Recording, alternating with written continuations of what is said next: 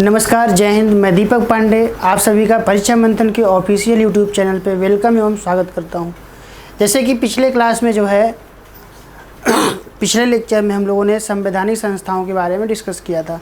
संवैधानिक संस्थाओं के अंतर्गत निर्वाचन आयोग, इलेक्शन कमीशन का topic, UPSC union public service commission and state public service commission and joint public service commission के टॉपिक्स को हम लोगों ने किया था। फाइनेंस कमीशन का टॉपिक किया था, इंट्रा स्टेट काउंसिल के बारे में बात किया था।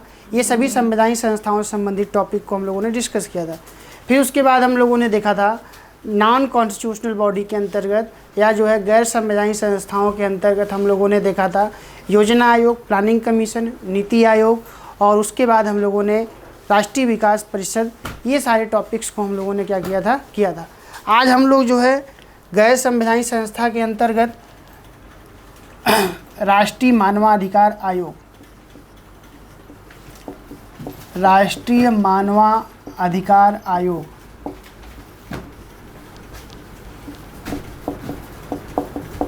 या नेशनल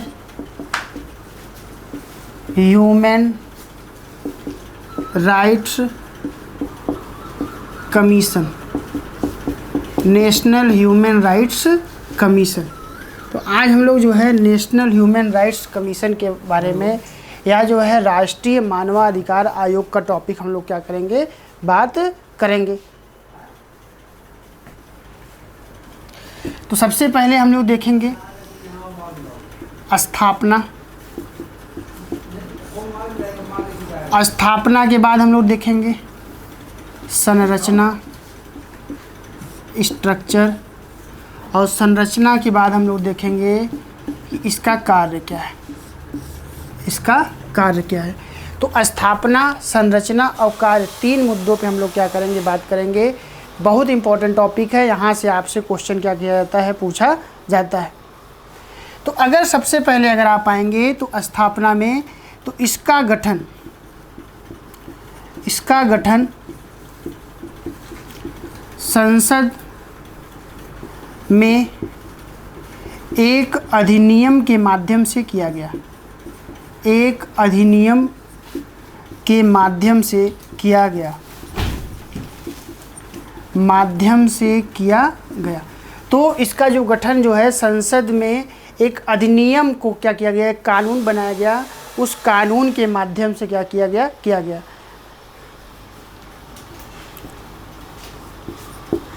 बाद में मानवाधिकार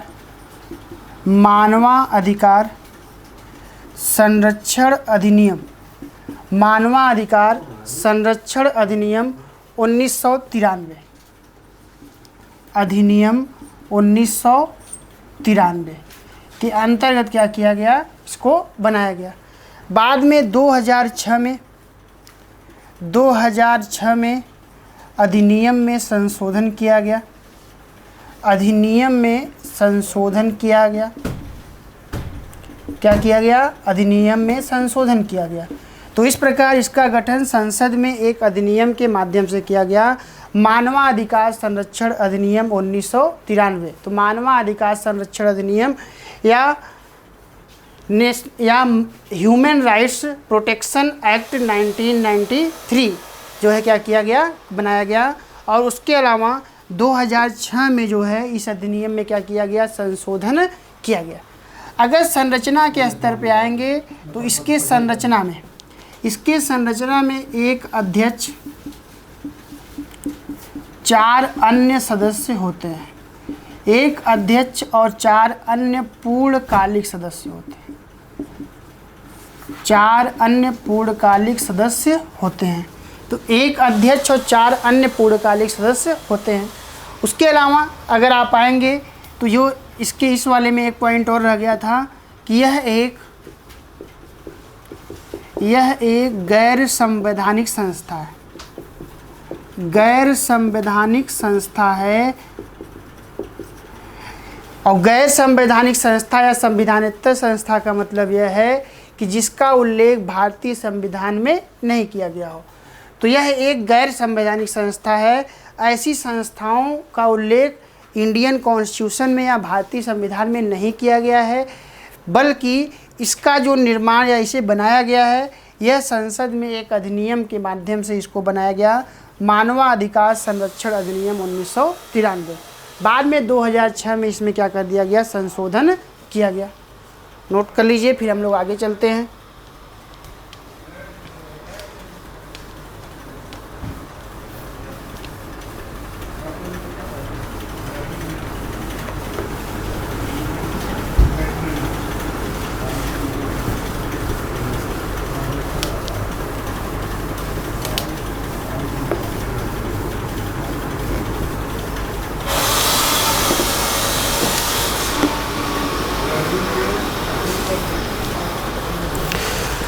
तो इसमें अगर आप आएंगे तो संरचना में यह एक बहुसदस्यीय निकाय है, बहुसदस्यीय निकाय है।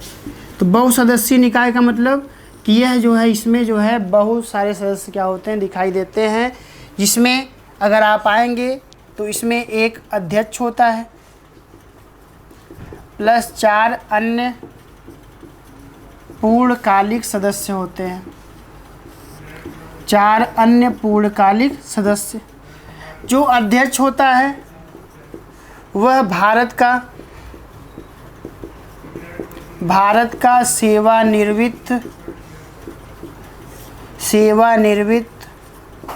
मुख्य न्यायाधीश होता है, सेवानिवृत्त मुख्य न्यायाधीश होता है। तो इस प्रकार जो भारत का, इंडिया का जो सेवानिवृत्त मुख्य न्यायाधीश होगा या retired chief justice of India, वही नेशनल ह्यूमन राइट्स कमीशन का क्या बनेगा, अध्यक्ष बनेगा, चेयरमैन बनेगा। उसके अलावा इन 4 अन्य पूर्णकालिक सदस्यों में अगर आप आएंगे तो जो पहला होता है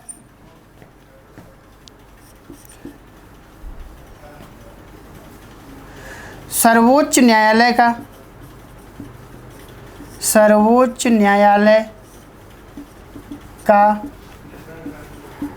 कार्यरत न्यायाधीश अथवा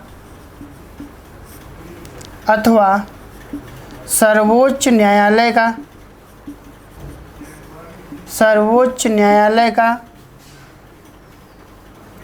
सेवानिवृत्त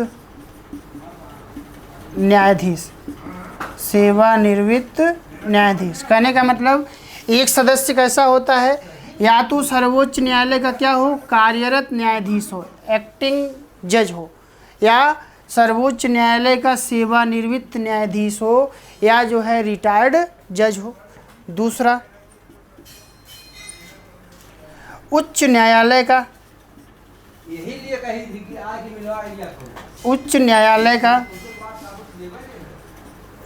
कार्यरत न्यायाधीश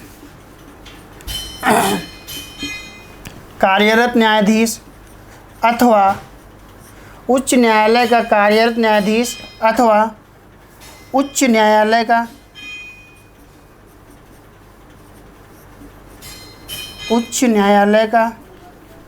मुख्य न्यायाधीश। तो इस प्रकार अगर आप आएंगे तो जो पहला सदस्य होता है सर्वोच्च न्यायालय का कार्यरत न्यायाधीश अथवा सर्वोच्च न्यायालय का सेवानिवृत्त न्यायाधीश। दूसरा, उच्च न्यायालय का कार्यरत न्यायाधीश अथवा उच्च न्यायालय का मुख्य न्यायाधीश, या सुप्रीम कोर्ट का कार्यरत न्यायाधीश या एक्टिंग जज अथवा सुप्रीम कोर्ट का सेवानिवृत्त न्यायाधीश। और दूसरा जो मेंबर होता है वह हाई कोर्ट का कार्यरत न्यायाधीश या हाई कोर्ट का जो है चीफ जज। ये 2 मेंबर होते हैं। इसके अलावा जो और 2 सदस्य होते हैं, 2 सदस्य मानवाधिकार के जानकार व्यक्ति होते हैं, जानकार व्यक्ति। तो मानवाधिकार से संबंधित जानकार व्यक्ति होते हैं। तो इस प्रकार 2 और 2 कितने हो गए, 4 मेंबर क्या होते हैं इसमें। नोट कर लीजिएगा, फिर हम लोग आगे चलते हैं। तो 4 मेंबर में एक सुप्रीम कोर्ट का कार्यरत जज या सुप्रीम कोर्ट का जो है सेवानिवृत्त न्यायाधीश। दूसरा, हाई कोर्ट का कार्यरत जज या हाई कोर्ट का चीफ जज। उसके अलावा जो 2 मेंबर होते हैं वह मानव अधिकारों से संबंधित जो है जानकार व्यक्ति होते हैं। वैसे 2 मेंबर्स को क्या करते हैं, ह्यूमन राइट्स कमीशन या नेशनल ह्यूमन राइट्स कमीशन में क्या करते हैं, मेंबर के रूप में शामिल करते हैं। नोट कर लीजिएगा, फिर आगे चलते हैं हम लोग।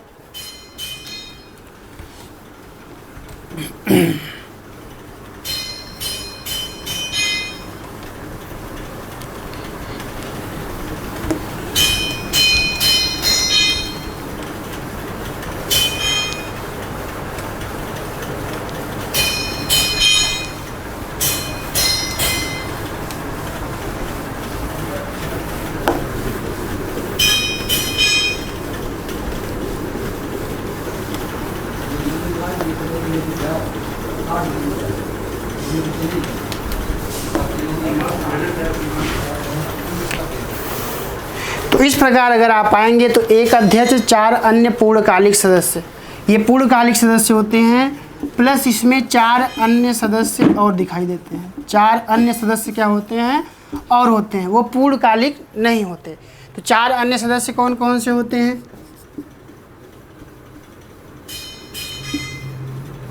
राष्ट्रीय अनुसूचित जनजाति आयोग के अध्यक्ष,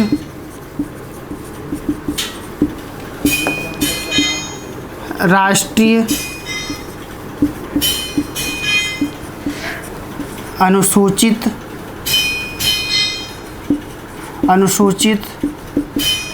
आयोग के अध्यक्ष,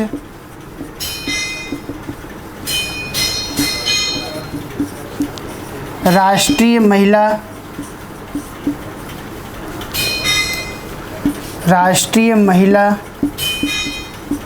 आयोग के अध्यक्ष, राष्ट्रीय महिला आयोग के अध्यक्ष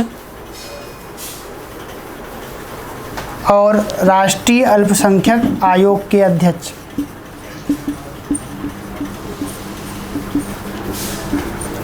राष्ट्रीय अल्पसंख्यक आयोग के अध्यक्ष। तो इस प्रकार अगर आप आएंगे तो ये 4 मेंबर क्या होंगे, 4 अन्य मेंबर क्या होंगे आपको दिखाई देंगे।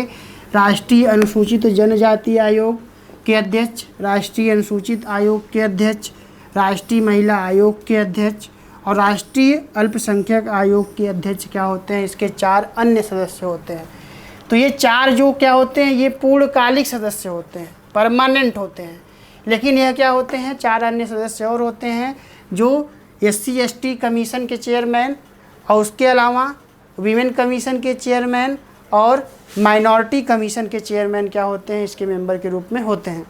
उसके अलावा इनकी नियुक्ति में अगर आप आएंगे, इनकी जो नियुक्ति की जाती है, अध्यक्ष एवं सदस्यों की नियुक्ति, अध्यक्ष एवं सदस्यों की नियुक्ति प्रधान की नियुक्ति राष्ट्रपति के द्वारा की जाती है।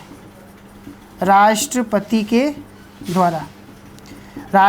के द्वारा प्रधानमंत्री के नेतृत्व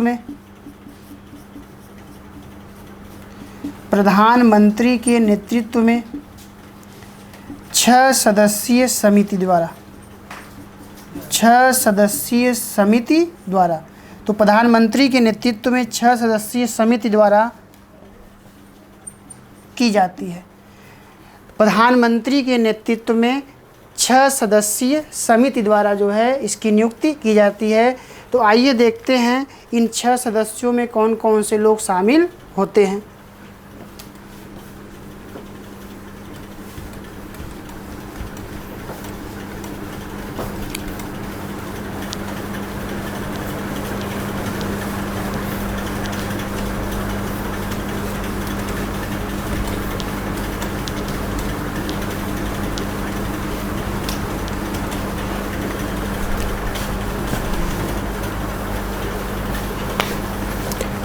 सदस्यीय मेंबर में प्रधानमंत्री,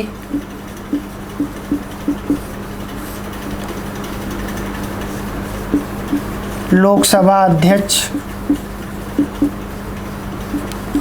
लोकसभा अध्यक्ष, राज्यसभा के उपसभापति, संसद के दोनों सदनों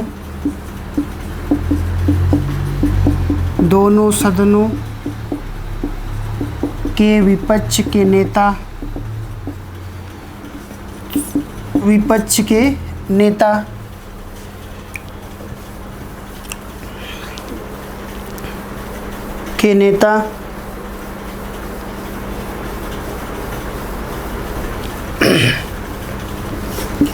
केंद्रीय गृह मंत्री।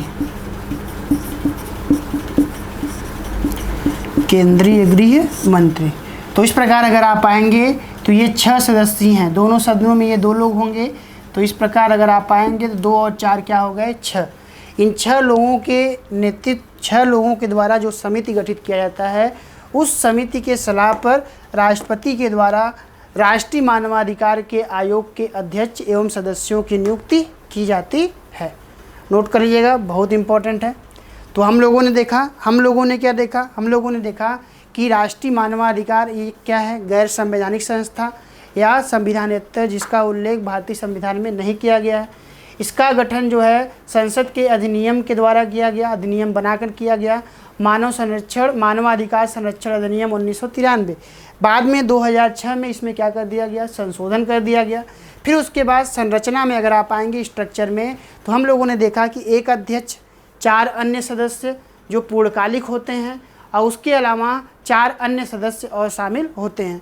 तो अध्यक्ष जो होता है वह जो है भारत के सर्वोच्च न्यायालय का जो रिटायर्ड मुख्य न्यायाधीश होता है या सेवानिवृत्त मुख्य न्यायाधीश होता है, वही नेशनल ह्यूमन राइट कमीशन का अध्यक्ष बनता है। 4 पूर्णकालिक सदस्यों में एक सदस्य जो है सर्वोच्च न्यायालय का कार्यरत न्यायाधीश अथवा सर्वोच्च न्यायालय का सेवानिवृत्त न्यायाधीश, दूसरा हाई कोर्ट का कार्यरत न्यायाधीश अथवा हाई कोर्ट का रिटायर्ड चीफ जज। उसके अलावा 2 सदस्य जो होते हैं वह मानवाधिकार से संबंधित जानकार व्यक्ति होते हैं। इस प्रकार उसके अलावा जो 4 अन्य सदस्य होते हैं, 4 अन्य सदस्यों में अगर आप आएंगे तो राष्ट्रीय अल्पसंख्यक आयोग के अध्यक्ष, राष्ट्रीय अनुसूचित जनजाति आयोग के अध्यक्ष, राष्ट्रीय अनुसूचित जाति आयोग के अध्यक्ष और राष्ट्रीय महिला आयोग के अध्यक्ष, यह भी क्या होते हैं, एक्टिंग मेंबर जो है 4 मेंबर क्या होते हैं इसमें दिखाई देते हैं। उसके अलावा अध्यक्ष और इन सदस्यों की नियुक्ति के लिए प्रधानमंत्री के नेतृत्व में एक 6 सदस्यीय कमेटी गठित की जाती है। उस कमेटी की सलाह पर राष्ट्रपति के द्वारा जो है अध्यक्षों एवं सदस्यों की नियुक्ति की जाती है। उसमें अगर आप आएंगे तो प्रधानमंत्री, लोकसभा अध्यक्ष, राज्यसभा के उपसभापति, संसद के दोनों सदनों के विपक्ष के नेता, उसके अलावा केंद्रीय गृह मंत्री इस समिति के क्या होते हैं, मेंबर होते हैं। और इन्हीं के सलाह पर राष्ट्रपति जो है अध्यक्ष एवं सदस्यों की नियुक्ति करता है। नोट कर लीजिएगा, फिर हम लोग आगे चलते हैं।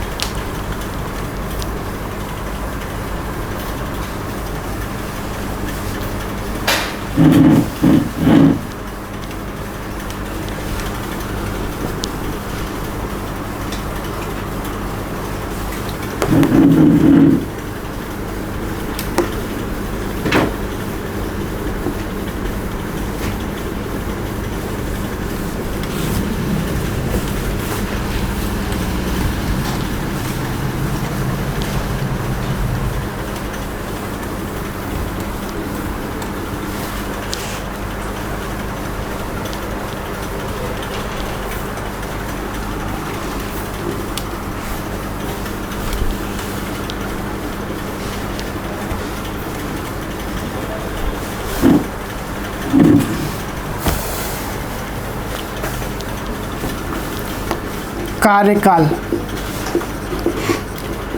कार्यकाल पे अगर आप आएंगे तो कार्यकाल जो इनका होता है 5 वर्ष का, 5 वर्ष या 70 वर्ष की आयु तक, 70 वर्ष की आयु तक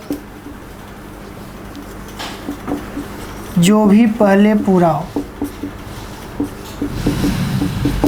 जो भी पहले पूरा हो। तो 5 वर्ष या 70 वर्ष की आयु तक जो भी पहले पूरा हो। उसके अलावा सेवानिवृत्ति के पश्चात, सेवानिवृत्ति के पश्चात भारत सरकार या किसी राज्य सरकार, किसी राज्य सरकार, भारत सरकार या किसी राज्य सरकार के अधीन सेवा करने की पाबंदी होती है, पाबंदी होता है। तो इस प्रकार अगर आप आएंगे तो यह सेवानिवृत्ति के पश्चात, सेवानिवृत्ति के पश्चात किसी केंद्र सरकार या राज्य सरकार के अधीन जो है किसी प्रकार का सर्विस नहीं कर सकते। यह इनके लिए क्या होता है, बाउंडेशन होता है।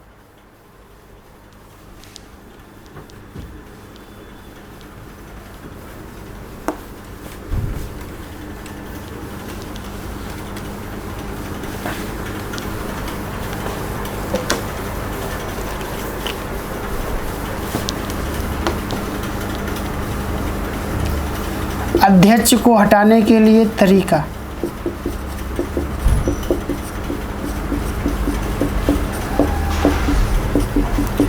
के लिए तरीका, अगर तरीकों पे अगर आप आएंगे तो तरीका किस किस तरीके से जो है उसको हटाया जा सकता है। तो सबसे पहले वह दिवालिया हो जाए, वह दिवालिया हो जाए, या वह कार्य के दरमियान, कार्य के दौरान बीमार हो जाए, बीमार या अस्वस्थ हो जाए, या किसी प्रकार के असंवैधानिक या गैर संवैधानिक कार्यों में संलिप्तता हो, संलिप्तता जो संविधान के नियमों का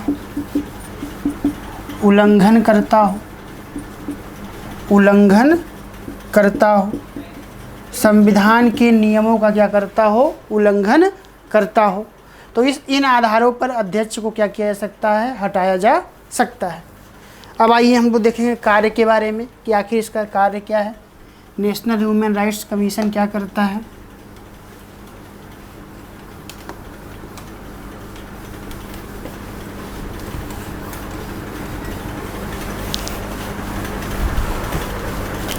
कार्य, तो इसका कार्य क्या है, यह जो है नागरिकों के मानवाधिकार को सुरक्षित रखने का प्रयास करता है।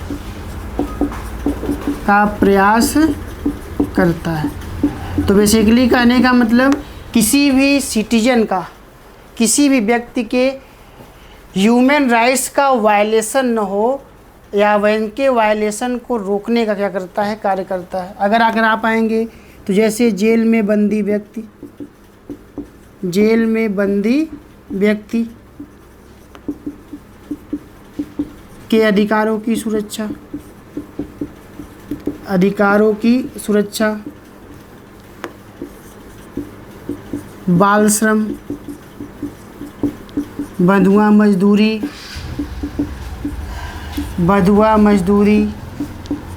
गुलामी, ETC इत्यादि लोगों के अधिकारों का संरक्षण। बेसिकली ये क्या कर सकता है, राइट्स को क्या कर सकता है, संरक्षित कर सकता है। परंतु राइट्स को संरक्षित कर सकता है, परंतु इसको जो है, इसके पास सज़ा देने का अधिकार नहीं है, सज़ा देने का अधिकार नहीं है। तो यह किसी को सज़ा नहीं दे सकता। लेकिन अगर किसी भी व्यक्ति के या किसी भी सिटीजन के फंडामेंटल राइट का वायलेशन होता है, मूल अधिकारों का क्या होता है, मूल अधिकारों के साथ साथ मानवाधिकार मतलब ह्यूमन राइट्स एक ऐसा अधिकार होता है जो व्यक्ति को इस संसार में जन्म लेते ही जो है क्या हो जाता है, प्राप्त हो जाता है। तो मानव होने के नाते जो अधिकार प्राप्त होते हैं उसको मानवाधिकार बोलते हैं। उन मानवाधिकार की रक्षा के लिए नेशनल ह्यूमन राइट्स कमीशन क्या करता है, केंद्रीय स्तर पर कार्य करता है। तो ये सारी चीज़ें इसके कार्य हैं, नोट कर लीजिएगा। फिर आगे हम लोग चलते हैं।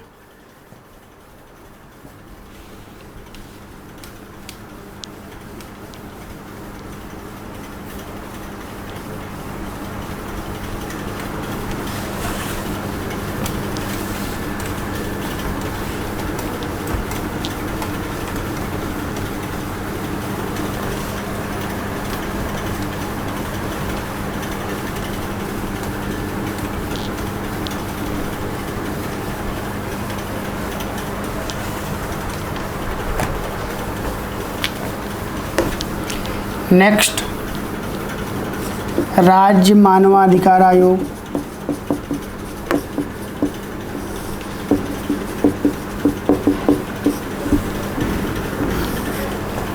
State human rights commission.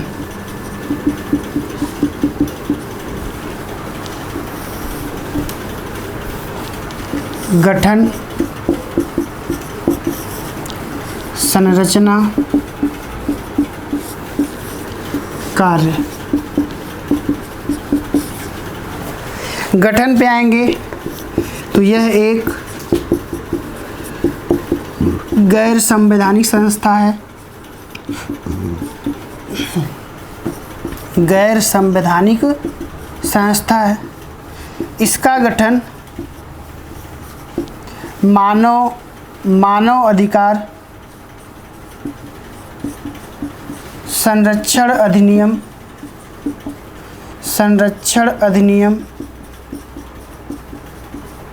1993 के अंतर्गत राज्य स्तर पर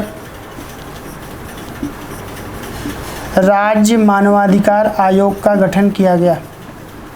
मानवाधिकार आयोग का गठन किया गया।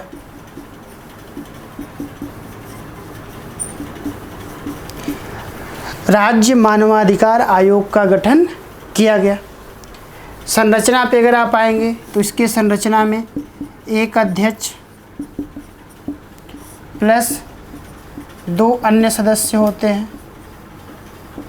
एक अध्यक्ष प्लस 2 अन्य सदस्य, तो एक अध्यक्ष और 2 अन्य सदस्य होते हैं।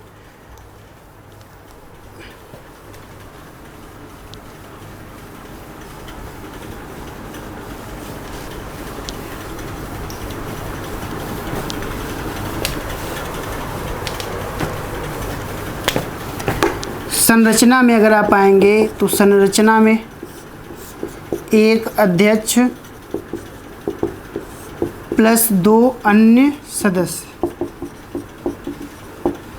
जो अध्यक्ष होता है वह उच्च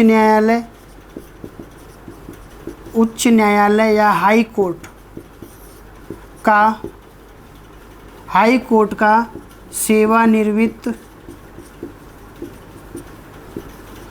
सेवानिवृत्त मुख्य न्यायाधीश होता है। सेवानिवृत्त मुख्य न्यायाधीश होता है। जबकि 2 अन्य सदस्यों में उच्च न्यायालय या हाई कोर्ट का कार्यरत न्यायाधीश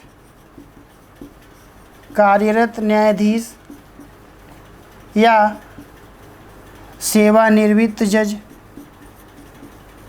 सेवानिवृत्त न्यायाधीश। और दूसरा, ये पहला, और दूसरा जो सदस्य होता है वह जिला न्यायाधीश होता है, जिसे कार्य का अनुभव कम से कम 7 वर्षों का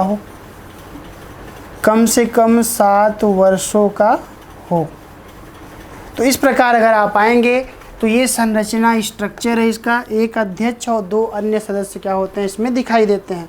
अध्यक्ष जो होता है वह हाई कोर्ट का सेवानिवृत्त जो रिटायर्ड मुख्य न्यायाधीश होता है, चीफ जस्टिस होता है, वही जो है स्टेट ह्यूमन राइट्स कमीशन का चेयरमैन बन सकता है। 2 अन्य सदस्यों में पहला हाई कोर्ट का एक्टिंग जज जो कार्य कर रहा हो, या सेवानिवृत्त रिटायर्ड जज क्या कर सकता है, मेंबर बन सकता है।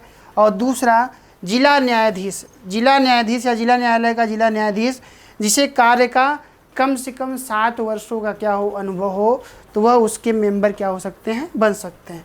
इसके अलावा इनकी नियुक्ति कौन करता है, तो इनकी नियुक्ति जो है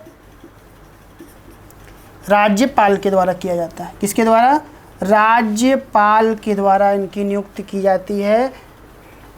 इसके अलावा इनका कार्यकाल होता है,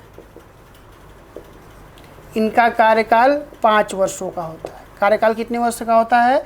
5 वर्षों का होता है।